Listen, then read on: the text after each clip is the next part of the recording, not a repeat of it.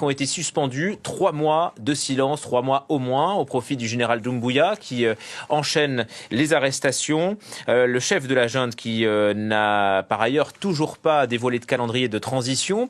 Le retour des civils au pouvoir est-il possible? Quelle marge de manœuvre pour l'opposition, pour la société civile? Pour cela, nous recevons Ibrahima Diallo. Bonjour. Bonjour et merci d'être avec nous en plateau. Vous êtes responsable des opérations du FNDC.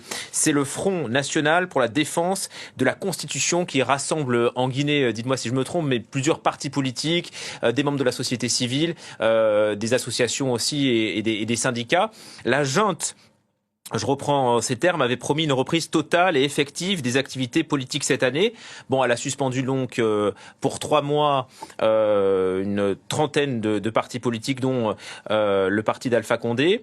Vous dites quoi? C'est une manière d'assainir, comme dit la junte, le monde politique?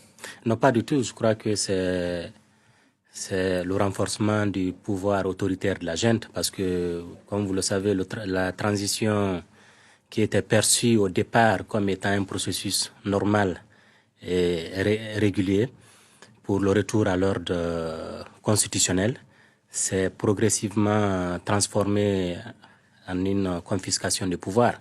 Nous constatons aujourd'hui en Guinée que la majorité de la population qui est en opposition avec la junte vit dans la terreur. Aujourd'hui, nous avons des médias qui sont fermés, nous avons des citoyens qui ne peuvent pas s'exprimer librement au risque d'aller en prison ou d'être victimes de disparitions forcées. Nous avons également effectivement des partis politiques qu'on dissout et qu'on interdise les activités politiques sur le terrain. Aujourd'hui, même 3 mois, dit la junte. Vous y croyez ou pas? Non, je ne crois pas, parce que le président de la transition actuelle, lors de son adresse à la nation, il avait déclaré que les activités politiques sont libres maintenant sur l'ensemble du territoire national, mais fort malheureusement, les manifestations sont toujours interdites quand il s'agit du FNDC et de l'opposition ou encore des citoyens opposés à la junte au pouvoir. Parallèlement, il y a tous les jours des partisans de la junte qui sont dans les rues à Conakry, à l'intérieur du pays, et qui sont encadrés par la junte, les policiers et les gendarmes, pour faire la propagande à l'effet d'accompagner la candidature de Mamadi Doumbouya. C'est-à-dire que l'opposition ne peut pas faire campagne et la junte, elle, mobilise ses partisans? Exactement, pas du tout. L'opposition et le FNDC ne peuvent pas du tout faire campagne en Guinée. On ne peut pas. Les manifestations sont interdites depuis le mois de mai 2022. Personne ne peut manifester en Guinée si vous êtes opposé à la junte au pouvoir. Donc toutes les manifestations qu'on organise se soldent par des morts et des blessés, et parfois des citoyens également qui sont envoyés en prison. Très malheureusement, nous avons aujourd'hui 2 de nos camarades. On va en parler. On va en parler de ces arrestations. Et d'ailleurs, vous n'êtes plus en contact. Il y a des avis de recherche puisqu'on ne sait pas du tout où ils sont. Un mot encore de l'opposition. Pourquoi est-ce que le parti de Cellou d'Alain Diallo, qui est l'un des opposants historiques en Guinée, est épargné par cette suspension? Lui peut continuer à gérer son parti politique, visiblement. Je crois que c'est tous les partis qui sont concernés. Hein. L'UFDG, ils ont juste accordé 45 jours à l'UFDG de pouvoir se mettre en règle, soi-disant, et d'organiser son congrès. Mais ce qui est évident, ce qui est recherché, c'est d'abord, premièrement, c'est diviser pour régner, c'est-à-dire diviser les principaux partis politiques, suspendre certains, dissoudre d'autres, et accorder une marge de manœuvre à certains partis politiques de pouvoir exister en attendant de les dissoudre à la fin, parce que c'est l'objectif final qui est recherché. Et in fine, pour vous, c'est l'émergence de la candidature du général Doumbouya. Il avait dit, en prenant le pouvoir, je ne serai jamais candidat. Ça ne fait aucun doute pour vous, il sera candidat à la présidentielle, même s'il n'y a toujours pas de calendrier. À la lumière de tout ce qui se passe aujourd'hui en Guinée, à Conakry, à l'intérieur du pays, ça ne fait aucun doute aujourd'hui que Mamadi Doumbouya veut être candidat. Alors qu'il a prêté serment, il a juré de respecter sa parole donnée. Il a dit à la face du monde entier qu'il ne sera pas candidat et qu'aucun membre de la junte ne sera candidat. Mais aujourd'hui, très malheureusement, c'est le contraire que nous sommes en train d'observer. Chaque jour, il y a des propagandes financées par la junte pour faire la promotion de sa candidature, de la candidature de Mamadi Doumbouya. Alors en tout cas, pour asseoir son autorité et pour qu'il soit candidat, il faut des élections. Le Premier ministre l'a dit, ça sera 2025 une année d'élections, référendum de la Constitution, présidentielle, législative. Avant cela, il faut organiser des élections, mener un recensement électoral. Ouais. Il faut établir aussi un code électoral. Est-ce que ce processus est en cours en Guinée aujourd'hui? En réalité, il n'y a aucune date indicative mettant en lumière la tenue des élections en Guinée. Il y a quand même un processus qui consiste à établir un fichier électoral, donc le recensement qui a débuté, même ça, il y a un mois, ils ont bloqué, ils ont arrêté ce recensement-là, ils l'ont suspendu parce que tout simplement les agents recenseurs ne sont pas payés.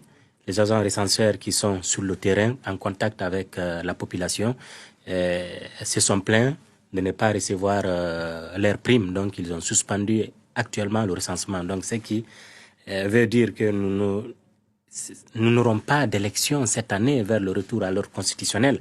Parce que le président de la transition avait promis l'organisation du référendum au premier trimestre de cette année. 2025. Nous sommes aujourd'hui au mois de mai. Alors, il n'y a pas de fichier électoral. Comment on peut parler d'élection? Il n'y a pas de constitution encore. En Guinée, il n'y a pas encore de constitution parce qu'il faut avoir une constitution.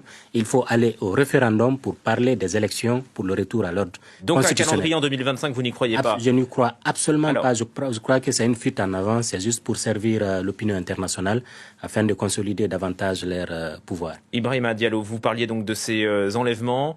Il y a eu une série d'arrestations, des militants, des journalistes, des opposants. Donnons quelques noms. Fonike Mengue, Biloba sont deux leaders de la société civile qui sont derrière vous et qu'on voit à l'écran. Enlevés il y a 8 mois aujourd'hui, toujours aucune nouvelle? Toujours aucune nouvelle, ce sont mes camarades. Nous avons passé les 7 dernières années ensemble. Tous les jours, on est ensemble, on mène le combat pour le retour à l'ordre constitutionnel.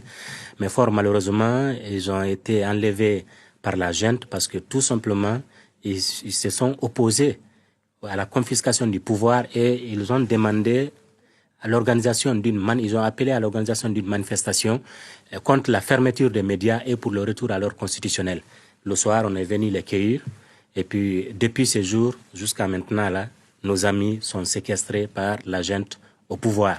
Donc, à part eux, il y a Marwan, un journaliste lanceur d'alerte également, qui a été enlevé également par les gendarmes et il est victime de disparition forcée. Et aujourd'hui, en Guinée, si vous êtes opposé à la junte, vous risquez 4 conséquences. Premièrement, c'est la prison. Nous avons des gens comme Ali Uba et d'autres leaders des cadres politiques qui sont actuellement en prison. Vous risquez également la disparition forcée. La preuve, c'est nos amis et les journalistes. Vous risquez, troisièmement, vous risquez l'exil. Et pour ceux qui ne sont pas changés, quatrièmement, et la dernière risque, c'est la mort. Aujourd'hui, nous avons des citoyens, s'ils veulent exprimer leur opposition à la junte, ils sortent dans la rue pour manifester. Ce sont des militaires qu'on déploie sur le terrain avec des armes létales pour tirer sur les citoyens guinéens. Alors que ces citoyens-là sont là, main nue, ils manifestent, ils demandent qu'une seule chose, le respect de leurs droits et le retour à l'ordre constitutionnel. Mais fort malheureusement, vous prenez des représailles aussi pour vous-même? Non, bien entendu, tout le monde est menacé aujourd'hui en Guinée. En tout cas, tous ceux qui sont opposés à la junte sont menacés aujourd'hui en Guinée. Vous ne pouvez pas parler, vous ne pouvez pas critiquer. Les gens, nos cadres, nos membres, nos militants sont recherchés actuellement en Guinée. On vous arrête, on vous fait disparaître. On vous fait disparaître. Ceux qui ont la chance, on les envoie en prison. Sinon, nous vivons vraiment une situation catastrophique.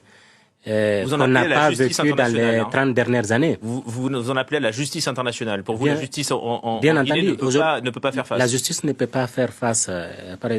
Heureusement d'ailleurs que la disparition forcée est reconnue en droit international comme étant un crime contre l'humanité. Donc c'est pourquoi nous avons encouragé les familles des victimes à ester les présumés coupables devant les juridictions internationales. Parce que quel que soit le temps que prendra cette affaire, la justice sera rendue, parce que ce crime est imprescriptible. Ça fera 10 ans, ça fera 20 ans, ça fera 30 ans, la justice sera rendue.